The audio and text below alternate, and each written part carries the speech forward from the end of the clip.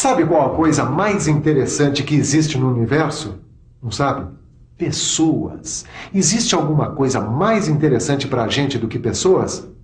Nenhuma tecnologia do mundo é mais interessante do que uma pessoa. Até porque por trás da tecnologia tem sempre uma pessoa. E se for uma pessoa interessada em aprender, em estudar, em crescer como você, aí sim, aí não tem tecnologia que possa ser mais interessante que uma pessoa. E para nós, que estamos estudando qualidade, não custa nada lembrar que quem faz a qualidade são as pessoas. Pessoas que, com as ferramentas certas na mão, fazem a qualidade aparecer. Agora a pergunta é essa. Você sabe quais são essas ferramentas? Quer saber? Então preste atenção nessa teleaula. Nesta teleaula, que é a última deste módulo, você vai conhecer as 7 ferramentas que ajudam no processo de implantação de um sistema de qualidade. A estratificação, o histograma, o diagrama de Pareto, o diagrama de causa e efeito, o diagrama de dispersão, a folha de verificação e o gráfico de controle. Como você está vendo, a teleaula de hoje é super importante para você aprender a trabalhar com qualidade, não é? Então fique ligado, porque para acabar com o bicho de 7 cabeças da baixa qualidade, só com as 7 ferramentas que estão chegando aí.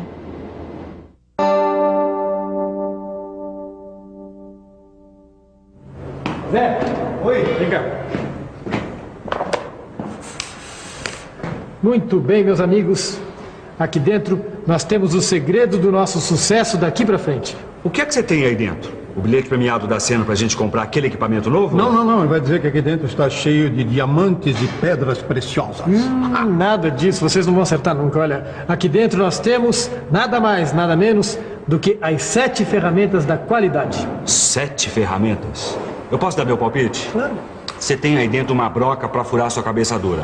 E deve ter também uma furadeira de alto impacto. Desse jeito você não vai acertar nada. Então deixa eu tentar. 7 ferramentas da qualidade. Primeiro um microcomputador moderníssimo. Depois uma furadeira laser. Depois é um controle automático. Pode parar, senão vocês não vão pegar o espírito da coisa. Então vamos tirar uma ferramenta de cada vez, tá bom? A primeira ferramenta é a estratificação. Estratificação? Que diabo de ferramenta é essa? Calma, eu explico. Mas antes, vamos conferir o que quer dizer essa palavra meio cabeluda. Estratificação.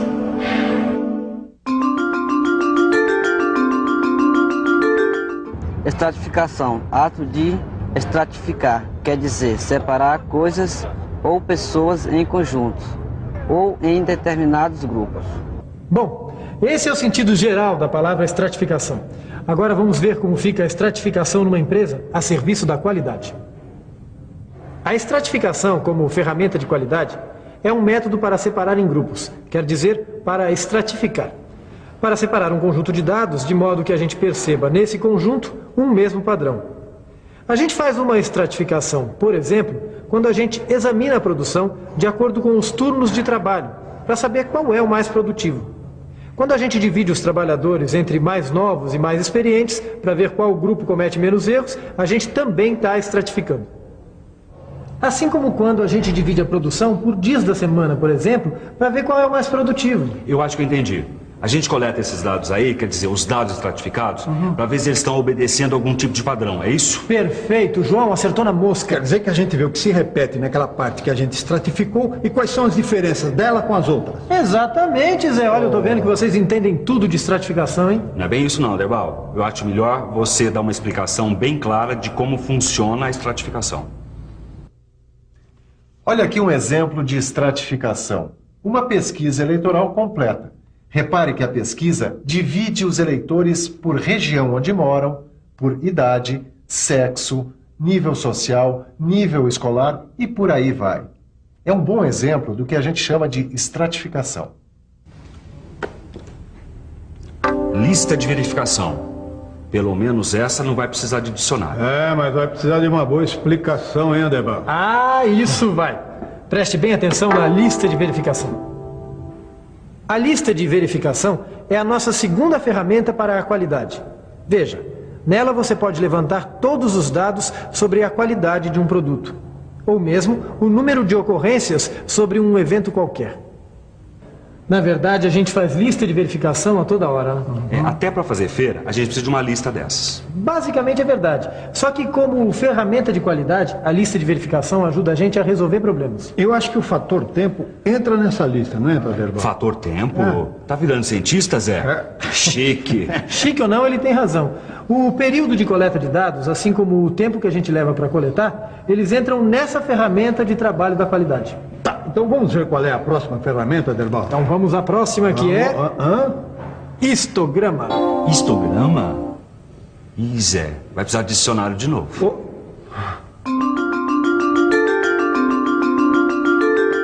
Histograma. Tabela para registrar a evolução histórica de um fenômeno. Olha, para registrar a evolução das coisas ao longo do tempo, é que a gente faz um histograma.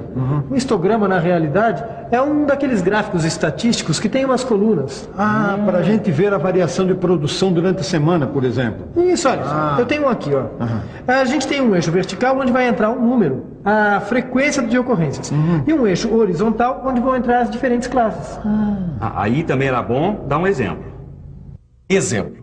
Este histograma aqui mostra quanta gente teve que esperar na fila de um supermercado e por quanto tempo. Nesse primeiro grupo estão os que esperaram de 1 a 6 minutos.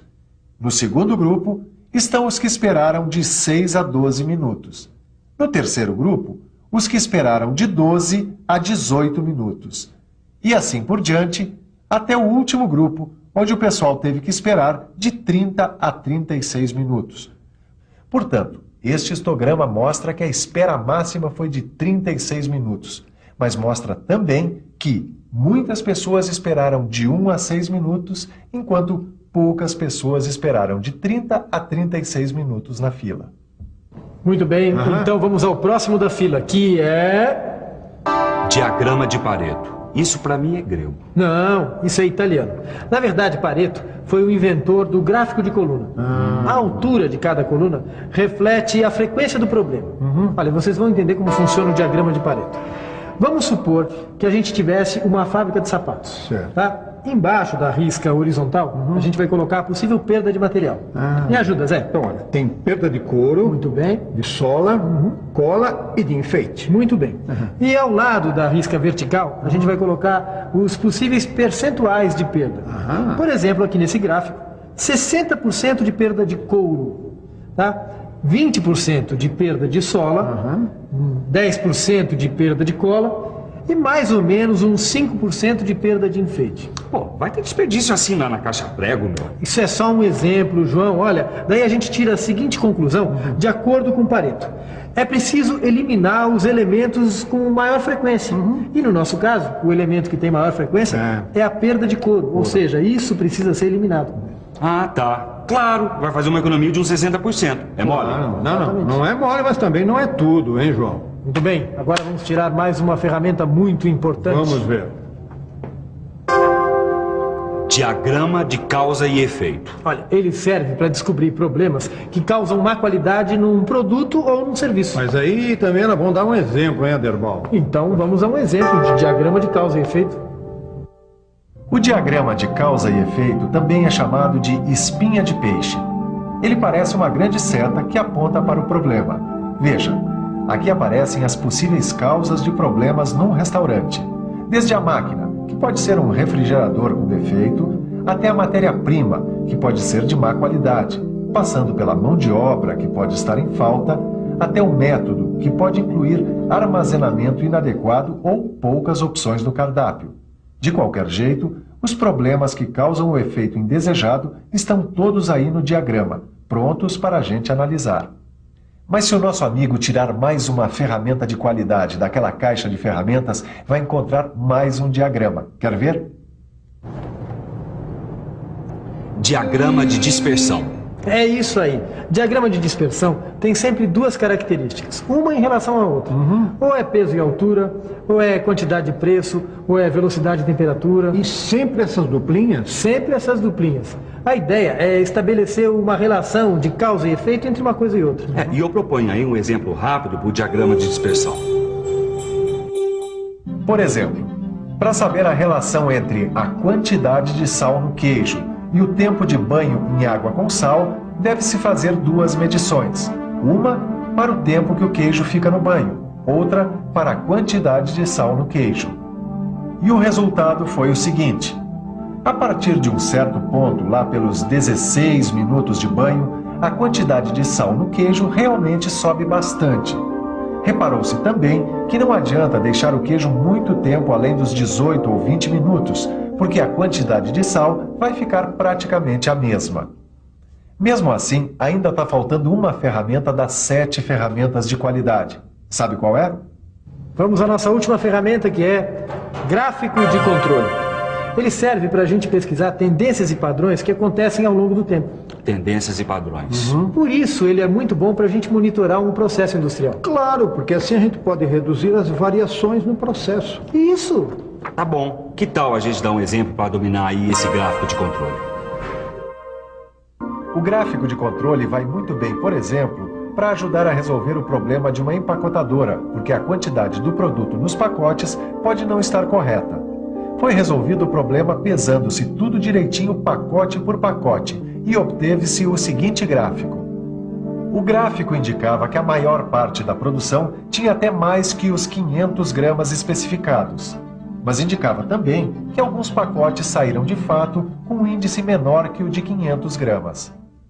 Aderbal, vamos fazer o gráfico de controle aqui todo dia. É isso aí, meu chapa. Tá vendo por que as 7 ferramentas são os melhores instrumentos para manutenção da qualidade? O processo fica mais eficaz e o produto fica com qualidade. É, mas tem uma coisa que tem tudo a ver com a qualidade do ensino que a gente não falou aqui até agora. O quê? A revisão. A revisão é super importante para quem está aprendendo, não é, Aderbal? Pegou o espírito da coisa. E atenção, se liga aí que é hora da revisão. Na nossa teleaula de hoje, a gente aprendeu quais são as 7 ferramentas da qualidade.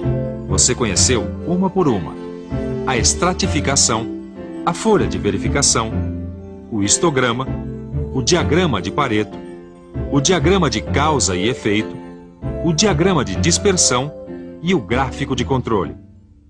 Como eu falei no início dessa teleaula, todo mundo tem que fazer parte da qualidade. Agora é com você. Nosso curso de qualidade fica por aqui. Mas você ainda vai fazer os exercícios e tem a oportunidade de experimentar no seu trabalho como se faz qualidade na prática. Boa sorte e até a próxima.